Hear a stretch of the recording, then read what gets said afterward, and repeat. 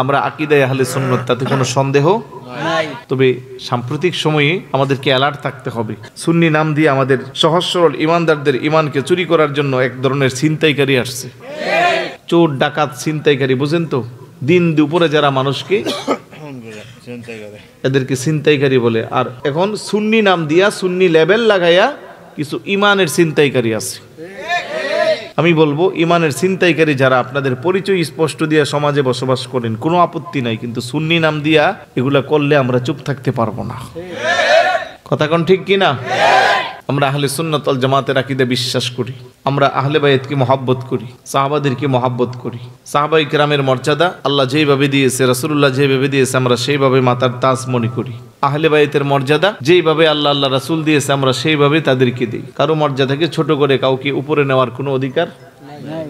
আহলে বায়াতকে মহব্বত করা এটা আমাদের ইমানের অংশ। সাহাবাইদের সম্মান করা, তাজিম করা আমাদের ইমানের অংশ। কথা কোন ঠিক না?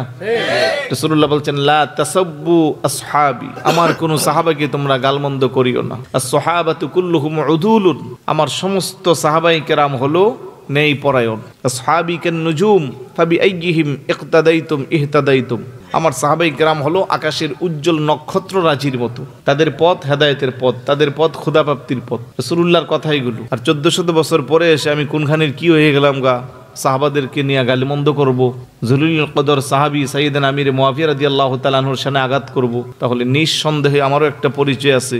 আর সেই পরিচয়ের নাম হলো শিয়া। সেই পরিচয়ের নাম কি? যারা আহলে বায়াতকে বেশি মহব্বত করে, সাহাবাদের শানকে ছোট করে, সাহাবাদেরকে খাটো করে আহলে বায়াতকে উপরে উঠাইতে চায়, তাদের পরিচয় হলো শিয়া। আর যারা সাহাবাদেরকে উপরে উঠাইতে চায়, আহলে বায়াতকে ছোট করতে চায়, তাদের পরিচয় হলো খারিজি। তারা কি?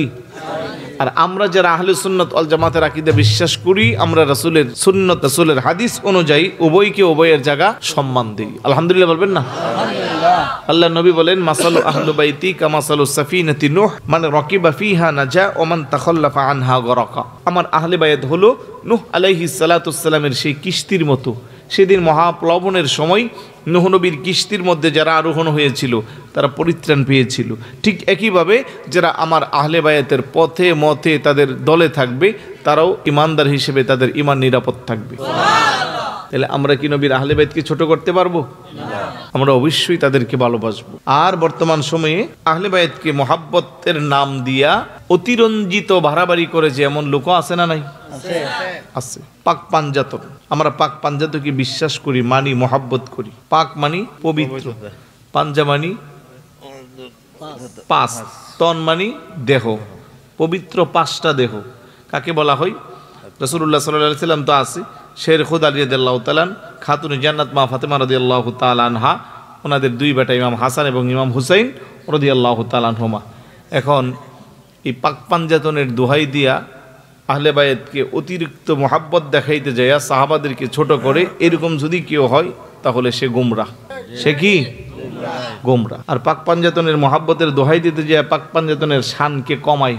আমি শুনেছি কেমনে কমায়? 5টা মোমবাতি ধরাইয়া ওইখানে জ্বালাইয়া বৈশা থাকে দিন দুপুরে। মোমবাতির কি দরকার? এটা অপচয় না?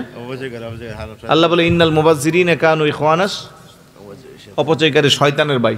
সাধারণ মানুষকে ধোঁকা দেওয়ার জন্য এইভাবে কিছু হাদিয়া তোহফা নিয়া তোর নামে পাক পাঞ্জাতনের বাতি জ্বালাই দিছি, তোর সব সমস্যা সমাধান হয়ে যাবে। এখন সহজ সরল পুরুষ মহিলা এগুলো তো বুঝে না। 5000 টাকাও হাদিয়া দে, মোমবাতিও মোটা 5টা দেয়, আর এদের সামনে এগুলো ধরাই দে।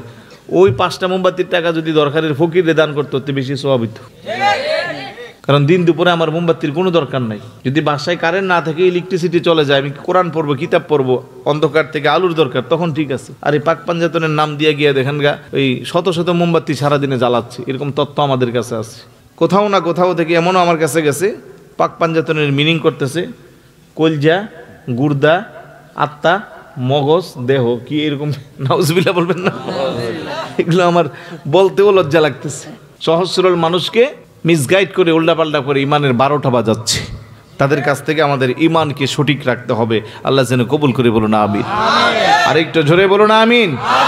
আহলে সুন্নাত ওয়াল জামাতের আকীদায় ঠিক থাকতে যায় যদি আপনার বাবার বিরুদ্ধেও অবস্থান নিতে হবে। কথা বলেন ঠিক কি না? এটাই আমাদের শিক্ষা। এটা বলবেন অমুকে আমার আত্মীয়, আমার এটা সেটা। যতক্ষণ হকের পক্ষে দেখবে ততক্ষণ মাতার তাজ।